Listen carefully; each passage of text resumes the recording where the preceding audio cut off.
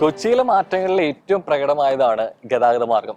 പണ്ടൊക്കെ ജലഗതാഗതമാണ് കൂടുതലായിട്ട് ഉപയോഗിച്ചിരുന്നത്. കാലങ്ങൾക്കും ഇപ്പുറം അതിന്റെ പുരോഗമനത്തിന്റെ ഒപ്പം തന്നെ മനുഷ്യൻ റോഡ് ഗതാഗതത്തിലേക്ക് മാറ്റം വന്നിട്ടുണ്ട്. എങ്കിൽ പോലും കൊച്ചിയിലെ ഏറ്റവും പ്രിയപ്പെട്ട കാഴ്ചകൾ ഒന്ന് പറഞ്ഞു കഴിഞ്ഞാൽ അതിലൊന്നാണ് തേവര ഫെറി എന്നുള്ളത്. ഇന്നത്തെ കാഴ്ചകളും വിശേഷങ്ങളും തുടങ്ങി വെക്കുന്നതും തേവര ഫെറിയിലൂടെയാണ്. സോ എല്ലാ പ്രിയ പ്രേക്ഷകർക്കും തെക്ക് വടക്കിന്റെ പുതിയൊരു അധ്യായത്തിലേക്ക് സ്വാഗതം. സോ ഇന്ന് നമ്മൾ തേവര ഫെറിയിലാണ് എത്തി നിൽക്കുന്നത്. ആൻഡ് ഇവിടുന്ന് ഇപ്പൊ 2 സ്ഥലത്തേക്കാണ് ഗതാഗതം ഉള്ളത്. ഒന്ന് കുമ്പളത്തേക്കും മറ്റത് നെട്ടൂരിലേക്കും. ആൻഡ് നെട്ടൂരിലേക്ക് പോകാനായിട്ട് ഇപ്പോ ചാർജസ് ഒന്നും ഇല്ല. ആൻഡ് കുമ്പളത്തേക്ക് മാത്രമാണ് നമുക്ക് പൈസ കൊടുത്തിട്ട് പോകേണ്ടി വരുന്നത്. ആൻഡ് അതിന്റെ റീസൺ കൂടി ഉണ്ട് അല്ലെ? അതെ, തീർച്ചയായിട്ടും മുമ്പ് ഇതിന് ചാർജ് ഈടാക്കിയായിരുന്നു. പക്ഷെ പിൽക്കാലത്ത് അത് മുനിസിപ്പാലിറ്റിയുടെ കീഴിലായിരുന്നു. പിൽക്കാലത്ത് മറ്റു മാർഗങ്ങളൊക്കെ വന്ന സമയത്ത് ഇതിനായിട്ട് പൈസ വാങ്ങുന്നില്ല എന്നുള്ളതാണ്. പിന്നെ പൊതുവെ നമുക്കൊരു ചോദ്യം ഉണ്ടായിരിക്കും, വാട്ടർ മെട്രോ ഇങ്ങോട്ട് ഉണ്ടോ എന്നുള്ളത്. ശരിക്കും കുമ്പളം വരെയാണ് ഉള്ളത്. പക്ഷെ ഇവിടുന്ന് കുമ്പളത്തോട്ട് കണക്ട് ചെയ്ത് അവിടെ നിന്ന് മാറി കയറണം. അപ്പൊ എന്തായാലും ഇവിടുത്തെ കാഴ്ചകളിലൂടെയൊക്കെ തുടങ്ങിയിട്ട് നമ്മൾ നേരെ പോകുന്ന മറ്റൊരു സ്ഥലത്തേക്ക് അല്ലെ? എവിടെയാ? Folklore museum. സോ അവിടുത്തെ കാഴ്ചകളൊക്കെ ആയിട്ട് നമ്മുടെ ഇന്നത്തെ എപ്പിസോഡ് കുറച്ചും കൂടെ കളറാവാൻ പോവാണ്. ആൻഡ് ചരിത്രം ഇഷ്ടപ്പെടുന്നവർക്കുള്ള ഒരു സ്വർഗം എന്നും കൂടെ വേണമെങ്കിൽ പറയാം അല്ലേ? സോ അവിടുത്തെ കാഴ്ചകളിലേക്ക് പോവാം.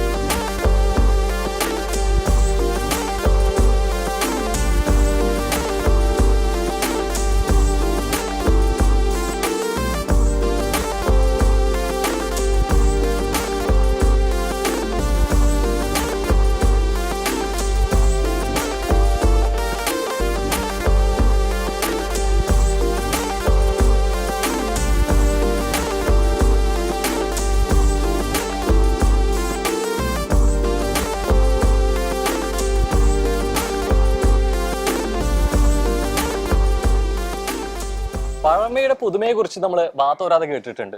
അത്തരത്തിൽ മലയാള മണ്ണിന്റെ രാജഭരണ കാലഘട്ടത്തിലോട്ട് പോകുമ്പോൾ പ്രധാനമായിട്ട് 3 പേരുകളാണ് നമ്മുടെ മനസ്സിൽ വരിക: മലബാർ, കൊച്ചി, തിരുവിതാംകൂർ. ആ കാലഘട്ടത്തിലെ തനതായിട്ടുള്ള കലാരൂപങ്ങളും ഒപ്പം ആർക്കിടെക്ചർ സ്റ്റൈലും ഒന്ന് വേറിട്ട് തന്നെയാണ് അല്ലെ? എപ്പോഴും നമുക്കൊരു കൗതുകം തോന്നാറുണ്ട്. എപ്പോഴും ചിത്രങ്ങളോട് മാത്രം നമ്മൾ കണ്ടിട്ടുള്ളത്, നേരിട്ട് എക്സ്പീരിയൻസ് ചെയ്യാനുള്ള ഒരു ഇടം കൂടിയാണ് നമ്മൾ ഇന്ന് ഒരുക്കുന്നത് അല്ലെ? എവിടെയാ? Kerala folklore museum. ആൻഡ് ഈ ഒരു മ്യൂസിയം ഒരു പ്രൈവറ്റ് പ്രോപ്പർട്ടിയും കൂടിയാണ്. ജോർജ് ജെ താളിയത്ത് എന്ന് പറയുന്ന അദ്ദേഹത്തിന്റെ ഒരു 40 വർഷക്കാലത്തെ കളക്ഷൻ ആണ് ഇന്നിവിടെ നമ്മൾ കാണാനായിട്ട് പോകുന്നത്. ആൻഡ് ഇവിടുത്തെ കളക്ഷൻ ഒരുപാട് പ്രത്യേകതകളുണ്ട്. കാരണം ഇവിടെ എല്ലാം പഴയ സാധനങ്ങളാണ്. അതായത് ഒന്നും ആന്റിക് കളക്ഷനോ അങ്ങനെയൊന്നുമല്ല. പക്ഷെ നമ്മൾ പണ്ട് ഉപയോഗിച്ചിരുന്ന ലൈക്ക് ആർട്ട് ഫോംസ് ആണെങ്കിലും അതിന്റെ കോസ്റ്റ്യൂംസ് ആണെങ്കിലും വുഡൻ സ്കൾപ്ചേഴ്സ് ആണെങ്കിലും സ്റ്റോൺ കൾപ്ചേഴ്സ്, മാസ്ക്, അങ്ങനെ നീളുന്നു. ഒരു 40,000-ത്തിലധികം ഒബ്ജക്ട്സ് ആണ് ഇവിടെ കളക്ട് ചെയ്ത് വെച്ചിരിക്കുന്നത്. ആൻഡ് ഈ ഒരു ഒബ്ജക്ട്സ് മാത്രമല്ല, നമുക്ക് കാണുകയാണെങ്കിൽ ഈ മ്യൂസിയത്തിന്റെ സ്ട്രക്ചർ ഉൾപ്പെടെ ഗേറ്റ് മുതൽ സ്റ്റാർട്ട് ചെയ്യുന്നതെല്ലാം അദ്ദേഹം കളക്ട് ചെയ്തിട്ടുള്ള, പഴയ വീടുകൾ പൊളിക്കുമ്പോഴാണെങ്കിലും പഴയ കൊട്ടാരങ്ങൾ പൊളിക്കുമ്പോഴാണെങ്കിലും അതിൽ ഓപ്ഷനിൽ വരുന്ന ഐറ്റംസ് കളക്ട് ചെയ്തിട്ടാണ് ഈ ഒരു ഫുൾ മ്യൂസിയം തന്നെ അദ്ദേഹം പണിതിട്ടുള്ളത്. ശരിക്കും അത് എടുത്തു പറഞ്ഞ ഒരു കാര്യം കൂടി തന്നെയാണ്. നമുക്ക് പുറമെ നിന്ന് കാണുമ്പോൾ ഒരു കൊട്ടാരം മാതൃകയിലാണെങ്കിൽ പോലും ഇതിന് 3 നിലകളായിട്ടാണ് തരംതിരിച്ചിരിക്കുന്നത്. നമ്മൾ നേരത്തെ പറഞ്ഞതുപോലെ താഴ്നിലയിൽ മലബാർ, ആൻഡ് ഫസ്റ്റ് ഫ്ലോറിൽ വരുമ്പോൾ കൊച്ചി, മധ്യ തിരുവിതാംകൂർ ആയിട്ടുള്ള കൊച്ചി, ആൻഡ് മുകളിലത്തെ നിലയിൽ തിരുവിതാംകൂർ, ട്രാവൻകൂർ. സോ അപ്പോൾ എന്തായാലും 3 ദേശത്തിന്റെ നാടിന്റെ കഥകൾക്കൊപ്പം തന്നെ ആ കാഴ്ചകളിലേക്ക് കൂടി നമുക്ക് പോകാം അല്ലെ? അതെ, അങ്ങനെ 32 വീടുകളുടെ ആ ഒരു കളക്ഷന് ശേഷമാണ് ഈ ഒരു മ്യൂസിയം അദ്ദേഹം പണി കഴിപ്പിച്ചിട്ടുള്ളത്. അപ്പൊ ഇനി എന്തായാലും നമുക്ക് നടന്നു കാണാൻ പോവാം.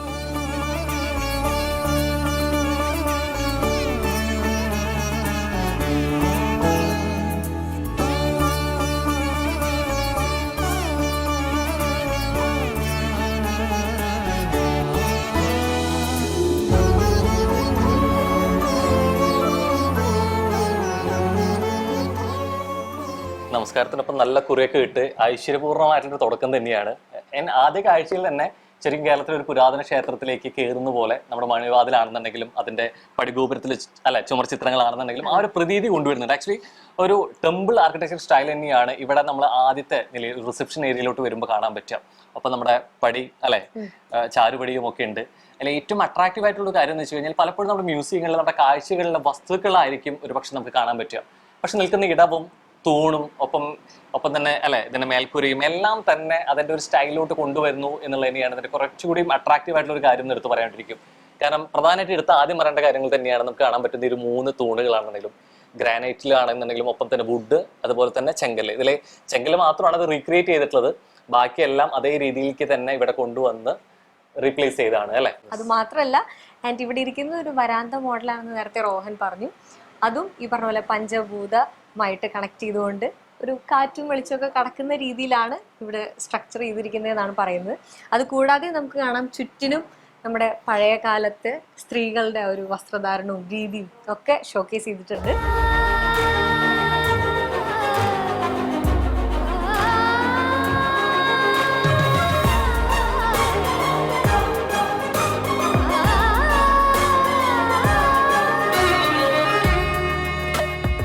എന്തായാലും ഒരു പഴയ നാലുകെട്ടിന്റെ അല്ലെ പടിവാതിൽ ഈ കടന്ന് കിടന്ന് അത്തരത്തിലുള്ള വിഷ്വൽസ് ഒക്കെ നമ്മൾ കുറെ കണ്ടു. അതിനൊപ്പം തന്നെ ഏറ്റവും അട്രാക്റ്റീവ് ആയിട്ടുള്ള ഒരു കാര്യം എന്ന് പറയുന്നത് തന്നെയാണ് നമുക്ക് രാജാരവിവർമ്മ ചിത്രങ്ങൾ എന്നുള്ളത്. അതിന്റെ ഒറിജിനൽ വേർഷൻ അല്ല, പക്ഷെ അത് റീപ്രൊഡക്ഷൻ ആണ്. അതേ സ്കൂളിലെ വിദ്യാർത്ഥികൾ തന്നെ ക്രിയേറ്റ് ചെയ്തെടുത്തതാണ്. പക്ഷെ അത് ഇവർ കളക്ട് ചെയ്തിട്ട് ഇവിടെ നമുക്ക് കാണാൻ പറ്റും എന്നുള്ളത് തന്നെയാണ്. അങ്ങനെ ഓരോന്നുകൊണ്ടും ഓരോ ചിത്രങ്ങൾ കൊണ്ടും ഓരോ പോയിന്റ് കൊണ്ടും നമ്മളെ പിന്നെ വിസ്മയിപ്പിക്കുന്ന എന്തൊക്കെയോ അല്ലെ ഇവിടെ തുടക്കത്തിൽ തന്നെ നമുക്ക് കാണാൻ പറ്റും എന്നുള്ളതാണ്.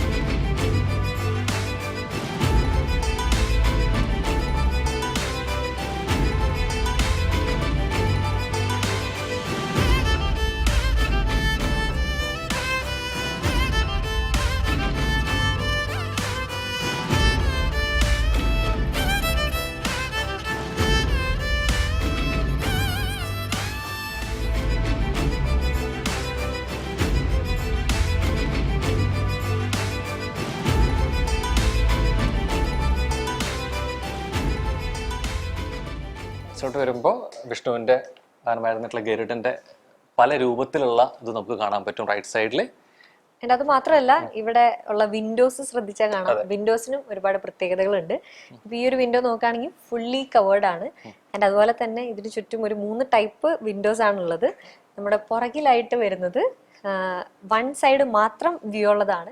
അതെന്ന് പറയുന്നത് പണ്ടത്തെ കാലത്ത് സ്ത്രീകൾക്ക് പുറത്തോട്ട് ഇറങ്ങി സംസാരിക്കാനുള്ള അനുവാദം ഇല്ലാത്തതുകൊണ്ട് പുറത്തെ കാഴ്ചകൾ കാണാനായിട്ട് കൂടുതലായിട്ടും മുസ്ലിം സമുദായങ്ങളിലാണ് നമുക്ക് അത്തരത്തിലുള്ള വീടുകളിൽ നമുക്ക് ആ വിൻഡോസ് കാണാൻ പറ്റുക എന്നുള്ളത് തന്നെയാണ്. അപ്പോൾ ഈ ഒരു മുറിയുടെ സീലിംഗും ആക്ച്വലി ഒരു ഇസ്ലാമിക് ഹൗസസ് നിന്നും കളക്ട് ചെയ്തിട്ടുള്ള ആ ഒരു സീലിംഗ് വെച്ചിട്ടാണ് ഈ മുറിയുടെ സീലിംഗ് ഒക്കെ വരുന്നത്. അതുകൊണ്ട് തന്നെയാണ് ഈ ഒരു വിൻഡോസും ആ ഒരു രീതിയിലേക്ക് വന്നിട്ടുള്ളത്.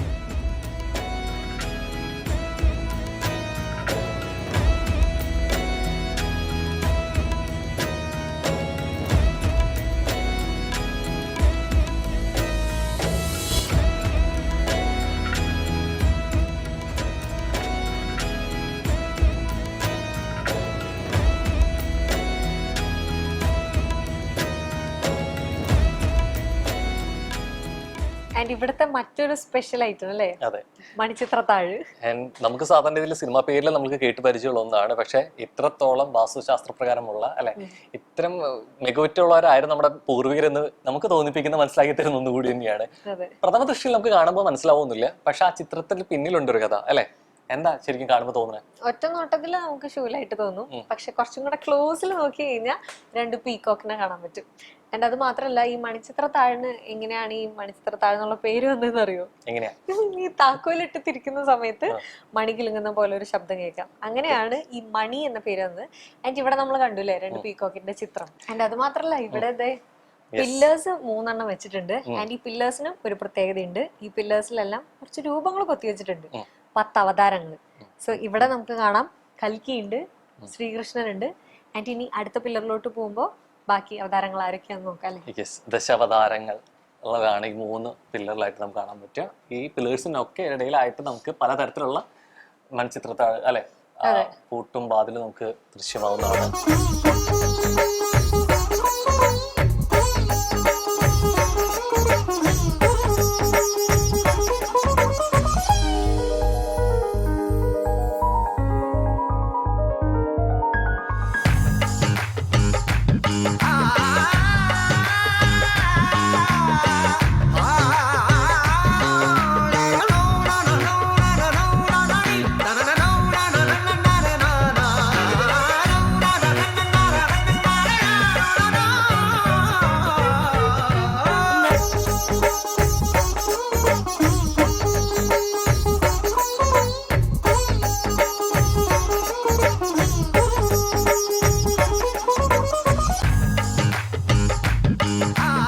പുരാതനമായിട്ടുള്ള കലവറയിലേക്ക് എത്തിയൊരു അനുഭൂതിയാണ് അല്ലെ നമുക്ക് ഇവിടെ വരുമ്പോൾ കിട്ടുക.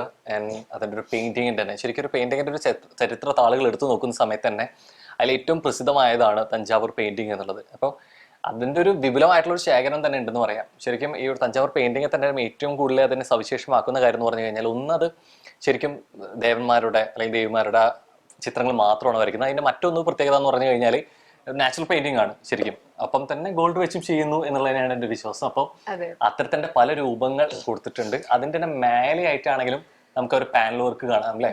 ആൻഡ് അത് ചെട്ടിനാട് പെയിന്റിങ്സ് ആണ് വരുന്നത്. ഇവിടെ മെയിൻ ആയിട്ട് ഈ റൂമിൽ പെയിന്റിങ്സും അതുപോലെ തന്നെ സ്റ്റോൺ കൾച്ചേഴ്സ് ആണ് കൂടുതലായിട്ട് വരുന്നത്. ആൻഡ് ഒക്കെ ഏകദേശം ഈ ദേവന്മാരുടെയും അല്ലെങ്കിൽ ഡിവോഷണൽ ആയിട്ടുള്ള പെയിന്റിങ്സും രൂപങ്ങളും ആണ് മെയിൻ ആയിട്ട് ഈ ഹാളിൽ വരുന്നത്. ഇവിടുത്തെ കളക്ഷനിൽ കൂടുതലായിട്ടും എനിക്ക് തോന്നുന്നു നമ്മൾ സൗത്ത് ഇന്ത്യൻ കളക്ഷൻ ആണെന്ന് പറഞ്ഞു. അതിൽ എടുത്തു പറയേണ്ടതും കൂടിയാണ് ശരിക്കും ഒരു തമിഴ്നാട് നിന്ന് തന്നെയാണ് ഇതിന്റെ ഒരു സമ്പന്നമായ കളക്ഷൻ കൊണ്ടുവന്നിട്ട് എന്നുള്ളത് എടുത്തു പറയേണ്ടതാണ്. അത് ബ്യൂട്ടിഫുൾ ആയിട്ട് അത് പ്ലേസ് ചെയ്തിട്ടുണ്ട്, അത് കൃത്യമായിട്ട് അത് അസംബിൾ ചെയ്തിട്ടുണ്ട് എന്നുള്ളത് മറ്റൊരു പ്രത്യേകതയാണ്. പോയാലോ അടുത്തത്.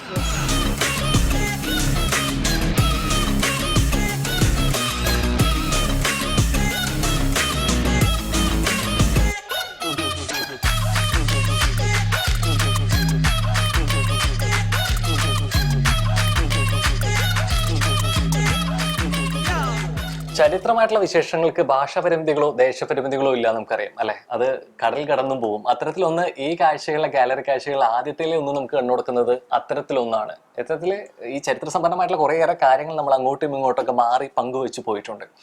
അത്തരത്തിൽ നിന്ന് അറബിനാട്ടിൽ നിന്ന് വന്നെത്തിയ ഹുക്ക അല്ലെ. ഇവിടെ വരുമ്പോൾ അതിന് കുറേയും കൂടി ഈ ട്രഡീഷണൽ ആയിട്ട് കണക്ട് ചെയ്തിരിക്കുന്നു. കാരണം ഇത് കളക്ട് ചെയ്തത് ആക്ച്വലി മലബാറിൽ തന്നെ ഏരിയയുള്ള ഒരു മുസ്ലിം ഹൗസിൽ തന്നെയാണ്. അപ്പൊ എന്തായാലും ഇത്തരത്തിൽ പണ്ടൊക്കെ ഒരു പക്ഷേ നൗകയിൽ നിന്നൊക്കെ കുറേയേറെ അല്ലെ സഞ്ചാരികൾക്കൊപ്പം തന്നെ അത്തരം വസ്തുക്കൾ ഇവിടേക്ക് വരികയും ഇവിടെ നിന്ന് അങ്ങോട്ട് പോവുകയും ഈ പാലായനത്തിന്റെ ഭാഗമായിട്ട് ഈ സാംസ്കാരിക ട്രഡീഷണലുമായി ബന്ധപ്പെട്ട കുറേയേറെ ബന്ധങ്ങളും ഉണ്ട്. അതിന്റെ ഒരു ചരിത്ര വിശേഷണം കൂടിയാണെന്ന് വേണമെങ്കിൽ പറയാം. ട്രേഡിങ്ങിന്റെ ഭാഗമായിട്ടായിരിക്കണം വേണമെങ്കിൽ അത് എത്തിയിട്ടുണ്ടാവാം നമ്മുടെ നാട്ടില്. എന്തായാലും നമുക്ക് ഇത് കാണാനായിട്ട് ഇവിടെ ഭാഗ്യമുണ്ട്. അത് മാത്രമല്ല ഇവിടെ 2 സൈഡിലായിട്ടുള്ള ഷെൽഫുകളിൽ ഓരോ ഷെൽഫിലും വ്യത്യസ്തമായിട്ടുള്ള ഐറ്റംസ് ആണ് ഉള്ളത്. ആൻഡ് കുറച്ചും കൂടെ നമ്മൾ നേരത്തെ കണ്ടത് കുറച്ച് വലിയ ആർട്ടിഫാക്ട്സ് ആണെങ്കിൽ ഇവിടെ ഉള്ളത് മിനിയേച്ചേഴ്സ് ആണ്. എന്നെ ഇവിടെ എടുത്താലും പറയേണ്ട ഒരു കാര്യം കൂടി ഉണ്ട്. ഒരു കുഞ്ഞ് അതിഥി ഇവിടെ ഉണ്ട്. നിങ്ങൾക്ക് ദൃശ്യങ്ങൾ വ്യക്തമാണെന്ന് അറിയില്ല. ഒരു സ്പൈസസ് ബോക്സ് ആണ്, പക്ഷെ ഏറ്റവും ചെറിയതാണ്.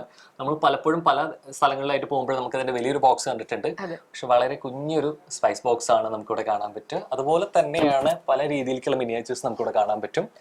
എപ്പോഴും ഈ ചരിത്രങ്ങൾ പോലും നമുക്ക് ഇപ്പൊ മനസ്സിലാക്കാനും പഠിക്കാനും പറ്റുന്നത് പണ്ട് ആരൊക്കെ എഴുതി വെച്ചതുകൊണ്ട് കൊണ്ട് കൂടിയാണ് അല്ലെ. അപ്പൊ ഈ എഴുതി വെക്കലിന്റെ പ്രത്യേകത കൂടി ചരിത്രമാകുമ്പോഴോ കുറെ വിശേഷമുണ്ട് അല്ലെ. അത്തരത്തിൽ ഒന്നാണ് നമുക്ക് ഒരു ഗാലറി സെക്ഷനിൽ കാണാൻ പറ്റുക.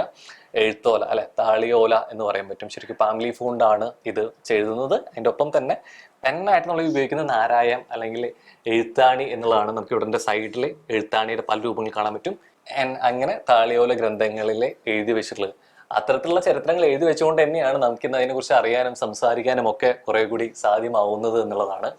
ആൻഡ് നമ്മുടെ റൈറ്റ് സൈഡിലോട്ട് നോക്കുകയാണെങ്കിൽ പറഞ്ഞ പോലെ ബഫലോ ഹോൺ കൊണ്ടുള്ള ഒരുപാട് ഐറ്റംസും ഒപ്പം ഐവറി കൊണ്ടുള്ള ഒരുപാട് ഐറ്റംസ് ഒക്കെ കാണാനായിട്ട് പറ്റും. കാരണം ഇവിടെ വരുന്ന സമയത്ത് അടുത്തൊരു അട്രാക്റ്റീവ് ആയിട്ടുള്ള ഒരു കാര്യം എന്ന് പറയുന്നത് ഇവിടെ വാൽക്കണ്ണാടി ഇരിക്കുന്നുണ്ട്. ആക്ച്വലി ഈ വാൽക്കണ്ണാടിയുടെ ഒരു പ്രത്യേകത നമുക്കറിയാം. ശരിക്കും ഈ ആറന്മുളയാണ് അതിന്റെ ഒരു ഉത്ഭവ കേന്ദ്രം എന്ന് പറയുന്നത്. ലോകത്തിൽ തന്നെ വളരെ ചുരുക്കമായിട്ടാണ് അത് ഉൽപ്പാദിപ്പിക്കുന്നതും അതിന്റെ മൂല്യമേറെ തന്നെയാണ്. നമ്മൾ പോയ ഒരു തെക്കുവടക്കിന്റെ എപ്പിസോഡിൽ തന്നെ നമ്മൾ അത് ആറന്മുളയിൽ പോയി അതിന്റെ നിർമ്മാണവും മറ്റും ഒക്കെ നമ്മൾ കണ്ടതാണ്. അപ്പൊ അതിന്റെ ഒരു പഴയൊരു വളരെ പഴക്കമേറിയ ഒരു ആറന്മുള കണ്ണാടിയാണ് നമുക്കിവിടെ കാണാൻ പറ്റുക. ഇവിടേക്ക് വരുന്ന സമയത്ത് വേതനം വാങ്ങിക്കൂടാ എന്നൊക്കെ പറയുമെങ്കിലും പണ്ട് കാലത്തൊക്കെ ഇത് ഭയങ്കരമായിട്ട് പ്രചാരത്തിലുണ്ടായിരുന്നു. അതിന് പ്രത്യേകമായിട്ടുള്ള ഒരു ബോക്സ് തന്നെ ഉണ്ടായിരുന്നു. അതിന് ഇത്രത്തോളം അട്രാക്റ്റീവ് ചെയ്തിട്ട് എനിക്ക് തോന്നുന്നു എത്രത്തോളം സ്ത്രീധനം കൊടുക്കുന്നുണ്ട് അതിന് വലിയൊരു പങ്ക് ഈ ബോക്സിന് തന്നെ കൊടുക്കേണ്ടി വരും അല്ലെ. ബോക്സിൽ തന്നെ പല വലുപ്പത്തിലാണുള്ളത്. വലിപ്പം അനുസരിച്ച് നമുക്ക് ഉള്ളിൽ തുറന്നു നോക്കേണ്ട ആവശ്യം ഉണ്ടാവില്ല. എക്സ്പെൻസീവ് ആണ്. അറിയാം ഏകദേശം. അതിന്റെ താഴെ മെതിയടി എന്നുള്ള രീതിയിലേക്ക് ചെരുപ്പിന്റെ ഇപ്പോഴൊക്കെ പലപ്പോഴും ഈ കോലംപൂർ ചെരുപ്പൊക്കെ വരുന്ന സമയത്ത് ഈ മാതൃകയിൽ വരുന്നുണ്ടെങ്കിൽ പോലും അതിന്റെ ഒരു മെതിയടി എന്നുള്ളത് അതിന്റെ ആനക്കുമ്പിൽ നിർമ്മിച്ചതാണെങ്കിലും അല്ലെ അതിന്റെ ഒരു വേർഷൻ കൃത്യമായിട്ട് നമുക്ക് കാണാൻ പറ്റും. അപ്പം ബഫലോ ഹോണിലുണ്ട്. നമ്മൾ ആക്ച്വലി ഇപ്പൊ കണ്ടിട്ടുള്ള മെതിയടി എന്ന് പറഞ്ഞാൽ ഈ പറഞ്ഞ പോലെ നമ്മൾ നേരത്തെ പറഞ്ഞ പോലെ മണിച്ചിത്ര താഴെ സിനിമയിൽ നമ്മൾ കണ്ടിട്ടുണ്ട്.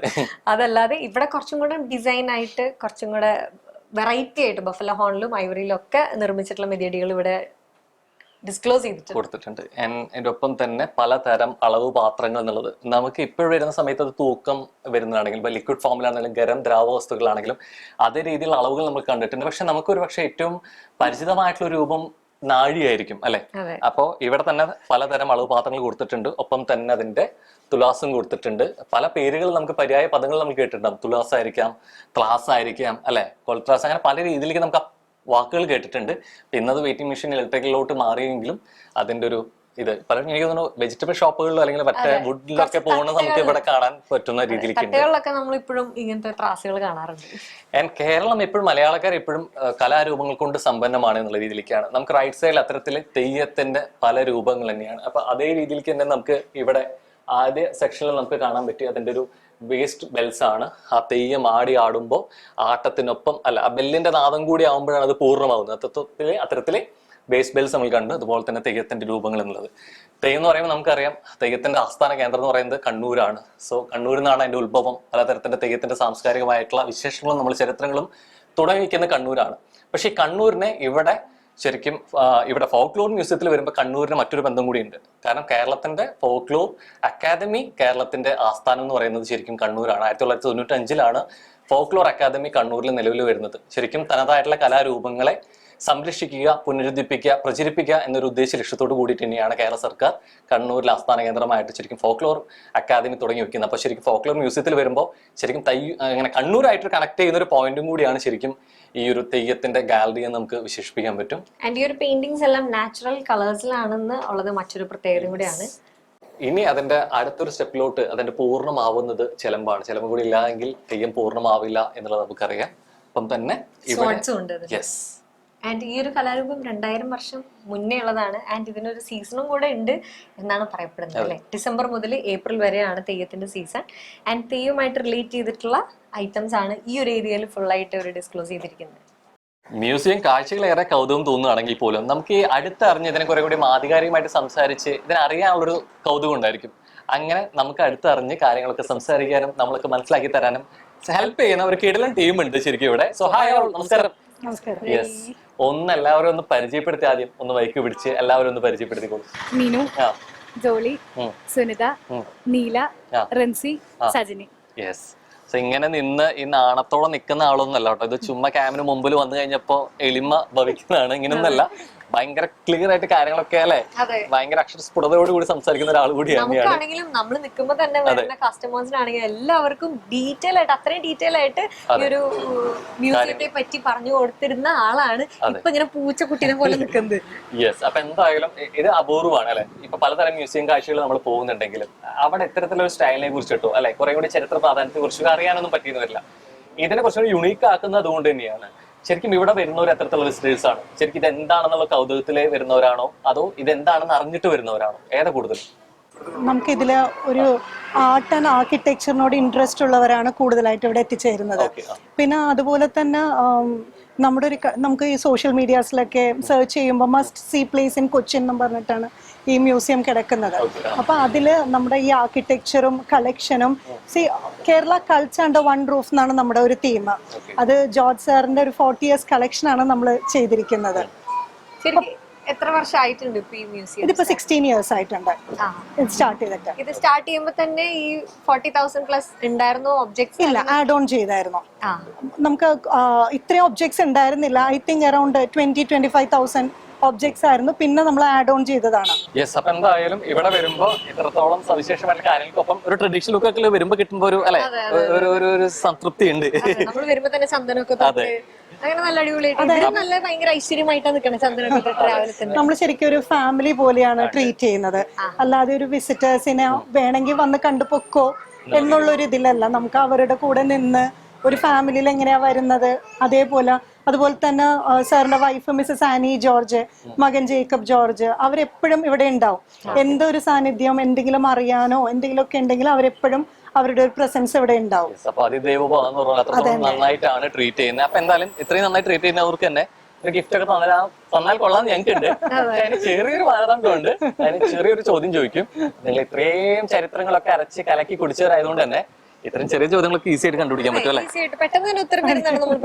ചരിത്രമല്ല, മലയാള സിനിമയെ കുറിച്ചാണ് കാണിച്ചു കൊടുത്തോളൂ. അപ്പൊ നമ്മൾ ഒരു ഫിലിം റിലേറ്റഡ് ആയിട്ടുള്ള ഒരു ഇമേജും അതിന്റെ ഒരു ക്യാരക്ടറിനെയും ആണ് കാണിക്കുന്ന ഒരു ഡയലോഗും. ഈ ഡയലോഗും ഈ ക്യാരക്ടറും കണ്ടിട്ട് ഏത് സിനിമയാണ് ഓർമ്മ വരുന്നെങ്കിൽ സിനിമയുടെ പേര് പറയാം. റൈറ്റ് ആൻസർ ആണെങ്കിൽ സമ്മാനം കിട്ടും. വേണമെങ്കിൽ നോക്കിക്കോ, ആ പിക്ചർ നോക്കിക്കോ. ആ ഡയലോഗ് ചിലപ്പോൾ വായിച്ചു കഴിഞ്ഞു കഴിഞ്ഞാൽ നമുക്ക് ഭയങ്കരമായിട്ട് പരിചിതമായിട്ടുള്ള ഒരു ഡയലോഗാണ്. നേരിട്ട് വന്ന് പണം കൊടുത്ത വ്യക്തി ഏയോട്ടോ. ഏതാണ്? കേട്ടില്ല, മൈക്കിൽ ഏയോട്ടോ. ഏയോട്ടോ ഒന്നുകൂടെ വിളിച്ചേക്ക്. പപ്പു. അതെ, എന്റെ ഡയലോഗ് എന്താ? വായിച്ചോ? പടച്ചോൻ നേരിട്ട് വന്ന് പണം കൊടുത്ത വ്യക്തി. ആ ആണോ? ഏയോട്ടോ ആരുടെ പടാ? മോഹൻലാലിന്റെ. അത് മറ്റേ സിനിമ അല്ലല്ല, ഈ ഓട്ടോയില് മറ്റേ ഓട്ടോയില് വെച്ച് പണം കിട്ടൂലേ? ആ ഓട്ടോയില് വെച്ച് പണം കിട്ടൂലേ? അത് എന്ത് സന്ദർഭത്തിലാന്ന് ഓർമ്മയുണ്ടോ? ഓട്ടോയില് വെച്ച് പൈസ കിട്ടും. അപ്പൊ ചോദിക്കുമ്പോ പറയാം അത് പടച്ചോന്ന് കൊണ്ടുവന്ന് തന്നതാണോ ആണെന്ന് പറയും. ഉറപ്പാണെന്നെ ഒരു ചിത്രം പറഞ്ഞാൽ ലോക്ക് ചെയ്യാം. ഉറപ്പാണ്. ഉറപ്പാണ്. അല്ലേ? ഉറപ്പാണ്. ആണ്, ഏയോട്ടാണ്. Right answer. യെസ്. അപ്പൊ എന്തായാലും ഇന്ന് ആ ഡയലോഗ് എപ്പോഴും എത്രത്തോളം ഫെമിലിയർ ആണ് അല്ലെ? സോ ഫസ്റ്റ് റൈറ്റ് ആൻസർ പറഞ്ഞ ആൾക്കാരെ കൊടുക്കാം അല്ലെ? സോ എലമെന്റ്സിന്റെ ഒരു സ്പെഷ്യൽ ഗിഫ്റ്റ് ആണ്. കർഷകരിൽ നിന്ന് കസ്റ്റമേഴ്സിലേക്ക് ഡയറക്റ്റ് ആയിട്ട് എത്തുന്ന ഓർഗാനിക് പ്രൊഡക്റ്റ് കൂടിയാണ് എലമെന്റ്സിന്റെ സ്പെഷ്യൽ ഗിഫ്റ്റ്. ഉത്തരത്തിന് ഊട്ടി ഉറപ്പിച്ച ഒരാൾ നിൽക്കുന്നുണ്ട്. അതെ. PR കേക്കിന്റെ വളരെ വ്യത്യസ്തമായിട്ടുള്ള രുചിയോടുകൂടി കൂടിയിട്ടുള്ള അറേബ്യൻ ഡിലൈറ്റ്സിന്റെ സ്പെഷ്യൽ ഗിഫ്റ്റ് കൂടിയാണ്. അപ്പൊ കൺഗ്രാറ്റുലേഷൻസ്. ആൻഡ് ഇനിയും അടിപൊളിയായിട്ട് തന്നെ മ്യൂസിയം മുന്നോട്ട് പോട്ടെ എന്ന് ആശംസിക്കുകയാണ്. താങ്ക് യു സോ മച്ച് ഞങ്ങളെ ഗൈഡ് ചെയ്തത്. അതെ, താങ്ക് യു. അപ്പൊ കേൾക്കണം. ബൈ.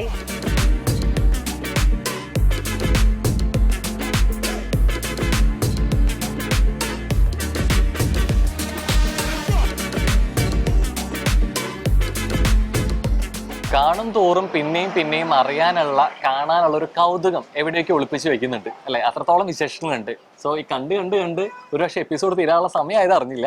അപ്പൊ എന്തായാലും ഇന്നത്തേക്ക് പോകാനുള്ള സമയമായിട്ടുണ്ട്. പക്ഷെ ഇവിടുത്തെ വിശേഷങ്ങൾ തീരുന്നില്ല. അതെ, കാഴ്ചകൾ തീരുന്നില്ല. അതുകൊണ്ട് തന്നെ നമ്മൾ അടുത്ത എപ്പിസോഡിൽ വീണ്ടും ഇതിന്റെ ബാക്കി കാഴ്ചകളൊക്കെ ആയിട്ട് വരും അല്ലേ? അതുവരെ ദിസ് ഇസ് ക്രിസ് ലോറൻസ്, റോഹ്ലോന സൈനിങ് ഓഫ്.